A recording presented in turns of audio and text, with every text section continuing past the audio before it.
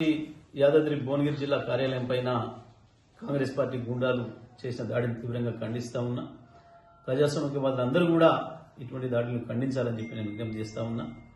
స్వయంగా పోలీసులే వెంట పెట్టుకుని వచ్చి ఈ దాడి చేయడాన్ని చూస్తే ఈ రాష్ట్రంలో పోలీసులు కాంగ్రెస్ పార్టీ కార్యకర్తలు కలిసి పనిచేస్తున్నారు, కలిసి దాడులు చేస్తున్నారు ప్రతిపక్షాల మీద అని చెప్పి చెప్పడానికి ఇది ఒక పెద్ద ఉదాహరణ. ఎట్టి పరిస్థితుల్లో కూడా ఇటువంటి దాడులను సహించేది లేదు. నిజంగా మేము కూడా అటువంటి దాడులు చేయాలి, ప్రోత్సహించాలనుకుంటే కాంగ్రెస్ పార్టీ నామరూపాలు కూడా ఉండేవి కావు గత 10 సంవత్సరాల కాలంలో. కానీ అది మా విధానం కాదు, మా సంస్కృతి కాదు. కేసీఆర్ గారు మాకు అటువంటి ఎప్పుడు కూడా అలో చేయలేదు.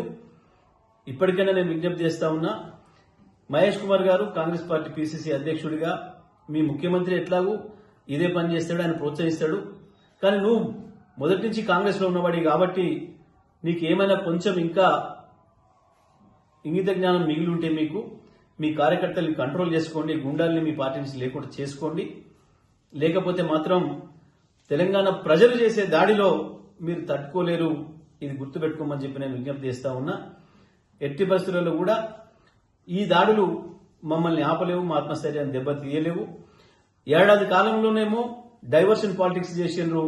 ప్రతి సమస్యలో ప్రజలు అడిగితే దాన్ని పక్కదారి పట్టించే ప్రయత్నం చేసిండ్రు.